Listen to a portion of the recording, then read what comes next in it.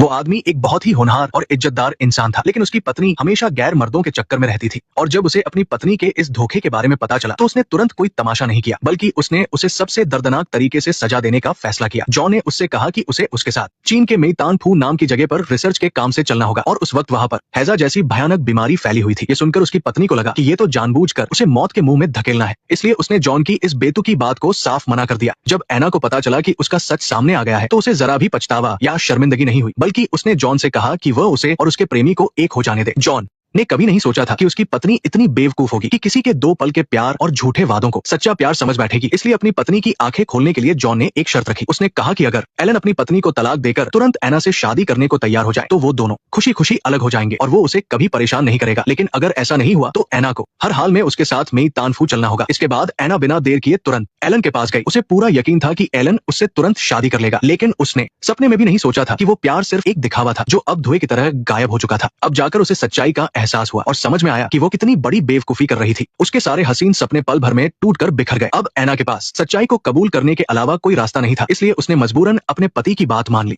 इसके बावजूद जॉन के दिल में अपनी पत्नी के धोखे को लेकर अभी भी बहुत गुस्सा और निराशा भरी हुई थी। जिस रास्ते को पानी के जहाज से 2.5 दिन में पूरा किया जा सकता था, जॉन ने जानबूझकर वहां जाने के लिए उबड़ खाबड़ पहाड़ों का रास्ता चुना। वहां की भयानक गर्मी ने एना का बुरा हाल कर दिया था। उस बंजर जमीन पर सफर करना उसके लिए किसी सजा से कम नहीं था, लेकिन उन खतरनाक रास्तों से भी ज्यादा जिस चीज ने एना को डरा कर रख दिया था वो थे रास्ते में दिखने वाले हैजा के शिकार लोगों के मृत शरीर। उसने जब खिड़की से बाहर का वो खौफनाक नजारा देखा तो उसके दिल में एक अजीब सा डर बैठ गया। फिर करीब 2.5 हफ्ते के लंबे और थका देने वाले सफर के बाद वो दोनों अपनी मंजिल तक पहुंच ही गए। लेकिन जैसे ही एना थोड़ी राहत महसूस करते हुए घर के अंदर गई, अंदर का नजारा देखकर उसके होश उड़ गए। पूरा घर बहुत ही गंदा और अस्त व्यस्त पड़ा था। फर्नीचर टूट चुका था और किसी काम का नहीं था। चारों तरफ बिखरा हुआ कचरा और उड़ती हुई धूल के मारे उसका दम घुटने लगा था। यहाँ तक कि बेडरूम में भी पिछले मालिक का छोड़ा हुआ एक डरावना सा खिलौना पड़ा हुआ था। रात होने पर जॉन ने दिखावे की फिक्र करते हुए एना से कहा कि अगर उसे ज्यादा डर लग रहा है तो वो उसे एक वैक्सीन का इंजेक्शन लगा सकता है। लेकिन शायद जॉन को चिढ़ाने के लिए एना ने साफ कह दिया कि उसे उसकी इस झूठी हमदर्दी की कोई जरूरत नहीं है। इसके बाद उसने जॉन से पूछा कि अगर किसी को हैजा हो जाए तो उसके साथ क्या होता है। वो रात एना के लिए बहुत ही भारी थी और उसे बिल्कुल नींद नहीं आई। उसके कानों में लगातार मरने वालों की दर्दनाक चीखें गूंज रही थी। भले ही वो बाहर से ये दिखाने की कोशिश कर रही थी कि उसे कोई फर्क नहीं पड़ता, लेकिन हैजा का डर उसके दिल की गहराइयों तक बैठ चुका था। अगली सुबह जब एना कमरे से बाहर आई तो उसने देखा कि जॉन वहां के एक अफसर से बात कर रहा था।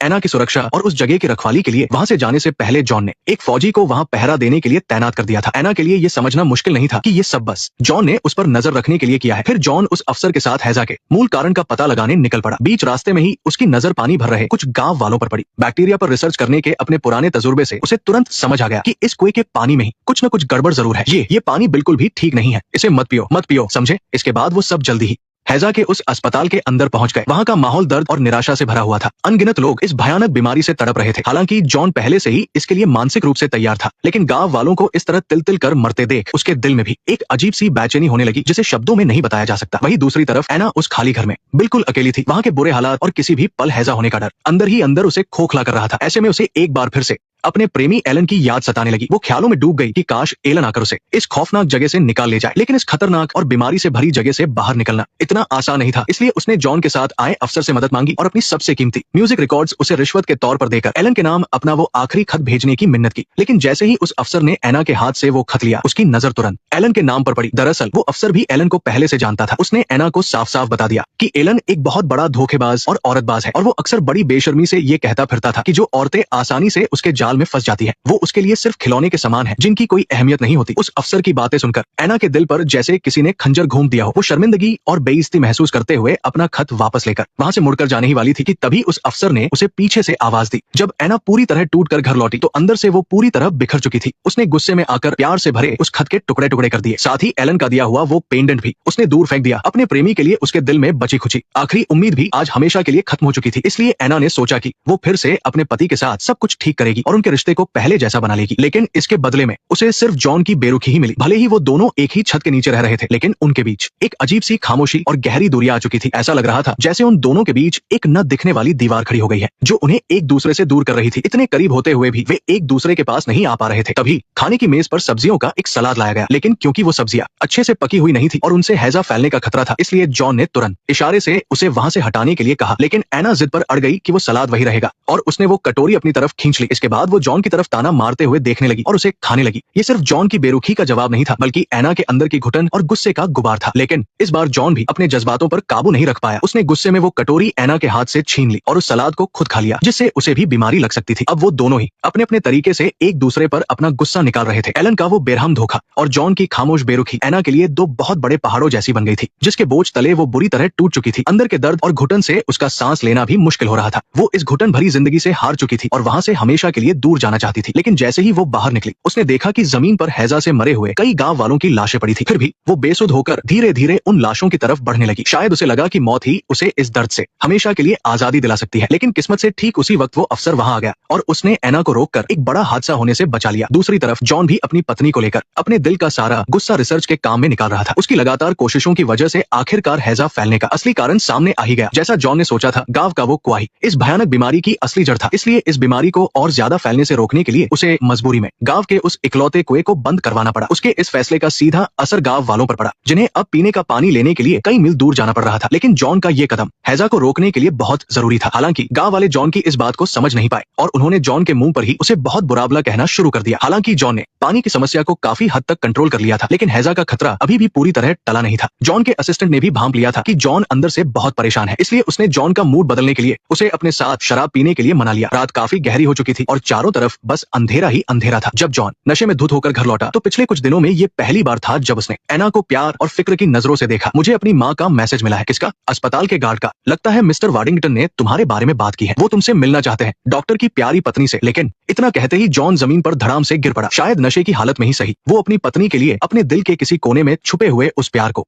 महसूस कर पा रहा था। अगली सुबह एना अपने पति के कहे मुताबिक मठ की तरफ निकल पड़ी, लेकिन जैसे ही उसने गांव में कदम रखा तो वो ये देखकर सन्न रह गई कि हैजा की वजह से पूरा गांव पूरी तरह तबाह हो चुका था। वहां किसी बड़े शहर जैसी रौनक नहीं थी, बस एक मायूस और उजड़ा हुआ गांव था और हर गली नुक्कड़ पर अनाथ बच्चों की भीड़ दिखाई दे रही थी। इसलिए वो मठ ही उन सब के रहने का इकलौता सहारा बन गया था। जैसे ही एना ने मठ के अंदर कदम रखा, उसे वहां की अजीब सी शांति और सुकून का एहसास हुआ। वहां की हेड ने एना को बताया कि मठ में जो भी शांति और व्यवस्था है वो सब उसके पति की वजह से ही है। जब से डॉक्टर जॉन यहाँ आए हैं, उन्होंने दिन रात एक करके मरीजों की जान बचाई है और वो अपनी पूरी टीम के साथ बिना थके हैजा का इलाज ढूंढने में लगे हुए हैं। वो खुद को आराम करने का जरा भी वक्त नहीं देते। इसके बाद एना ने हेड के साथ वहां का दौरा किया। उसने वहां कपड़े बुनना सीख रहे बच्चों को देखा और उस म्यूजिक रूम को भी देखा जहां बच्चों की मासूम आवाजें गूंज रही थी। ऐसा लग रहा था मानो उस मठ से हैजा का वो खौफनाक साया हट चुका हो। एना को अब पहली बार दिल से ये एहसास हो रहा था कि उसका पति जो कुछ भी कर रहा था वो सिर्फ एक महान काम नहीं था, बल्कि वो निस्वार्थ भाव से दूसरों की सेवा कर रहा था। जैसे ही उसे अपनी की गई बेवकूफियों और पिछले कुछ दिनों से पति के साथ किए गए अपने बुरे बर्ताव का ख्याल आया तो एना के दिल में एक बहुत ही गहरा दर्द उठने लगा। उसे लगने लगा जैसे पछतावा और ग्लानि उसे अंदर ही अंदर खाए जा रहे हैं। इसलिए रात होने पर उसने जल्दी से खाना बना लिया और अपने पति के लौटने का इंतजार करने लगी। लेकिन काफी देर हो जाने पर भी जॉन का कोई अतापता नहीं था। एना खाना लेकर जॉन के स्टडी रूम में गई तो उसने देखा कि वो थकान के मारे टेबल पर ही सो गया था। जब जॉन ने एना के कदमों की आहट सुनी तो वो धीरे से अपनी नींद से जागा। लेकिन एना के इस नए और बदले हुए प्यार और परवाह को देखने के बावजूद जॉन ने उसे कोई ऐसा जवाब नहीं दिया जिसकी एना को उम्मीद थी। वो बस अपनी ही उलझनों में खोया रहा। जॉन की इस खामोशी और बेरुखी ने एना को फिर से याद दिला दिया कि उनके बीच की दूरियां अभी कम नहीं हुई है। ऐसा लग रहा था कि ये खामोश तूफान अभी थमा नहीं है। लेकिन एना इतनी आसानी से हार मानने वाली नहीं थी। उसे अपनी गलतियों का एहसास हो चुका था और वो जानती थी कि उसके पति के दिल में जो गहरी चोट लगी है वो आसानी से नहीं भरेगी। फिर भी उसने अपनी बेचैनी के बावजूद अपने दिल की सारी बात उसके सामने रख दी। नेक्स्ट पार्ट देखने के लिए वीडियो को लाइक करो।